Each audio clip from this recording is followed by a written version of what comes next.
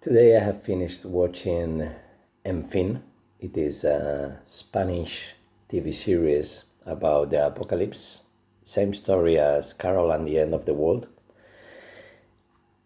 with many differences, of course, but of course the, the main subject is the same. Once you lose hope, you start doing things that you would never dare to do.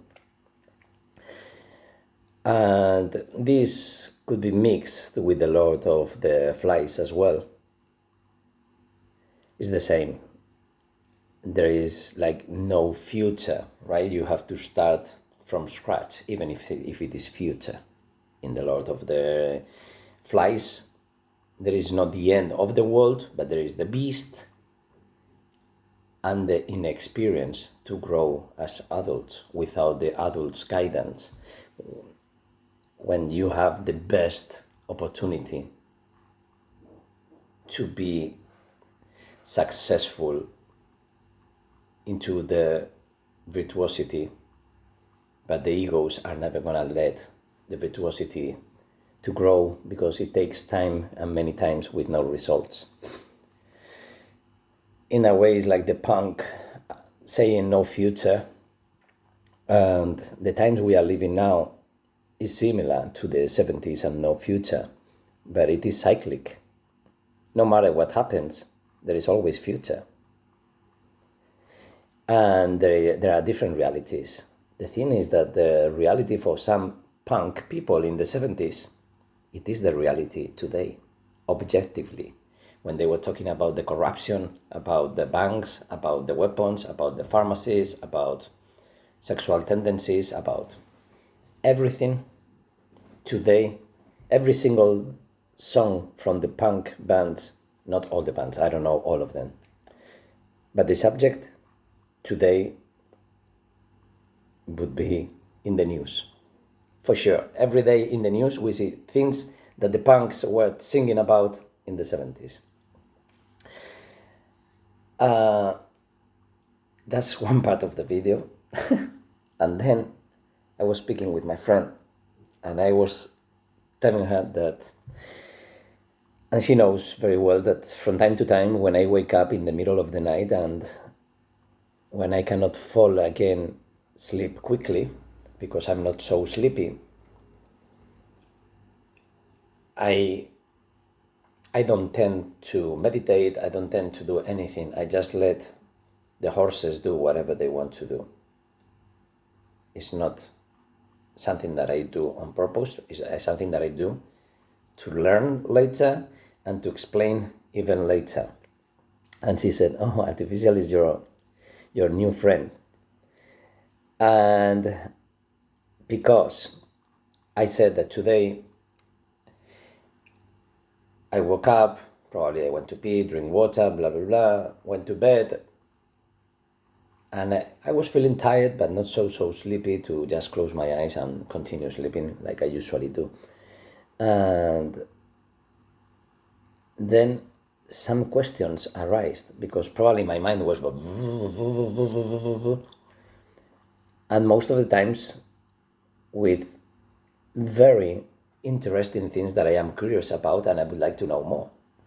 And since artificial intelligence is there, because before internet, I had nothing to do. Maybe I write down a keyword on in the 90s in a post-it and maybe search about it, but no internet, no nothing, just books or whatever. Then internet, but Google is not the same. I can ask Google and it's gonna give me some answers, but it's not the same. When you ask artificial intelligence, it's doing all is you 100% of your time searching on Google and reading everything and then making a story out of that. And artificial intelligence is doing it to me when you know exactly what kind of questions to make, but it can be wrong. It was wrong many times, many times, but it doesn't matter. For the purpose that I am asking, that is metaphysical, it is just that, because it's giving me the 2 or 3 different perspectives that I am searching for. Once you find the third one, you have the pattern That's the minimum amount of perspectives to find a pattern. And that's why it's so, the Trinity, and I made a video about that. And with artificial intelligence, it's like having many different types of friends, because with some friends you can only talk about a very limited amount of subjects. With other friends, a very limited amount of subjects. The same those friends in regards with you. They can only speak about some limited, right? The thing is that you don't need to know about everything to be able to talk a little bit about everything, not from that unique perspective. If you can find another perspective, maybe from that perspective you are almost like an expert, because you had many experiences related with something that it looks like not related, but once you find the link, you say, okay, why not this? And this is what Tesla and Einstein had very, very, very well connected. It was part of their DNA, their amazing intelligence, the amazing way of abstract themselves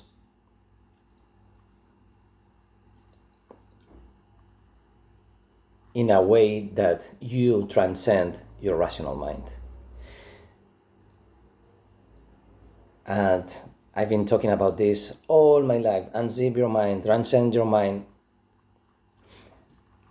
And the last question was about to see if the Ariadna thread or wire or string, I don't know how it's called in English, because I visualize that it doesn't have to be, it can be a chain, it can be anything that in a way physically but metaphysically is connecting you through two different worlds.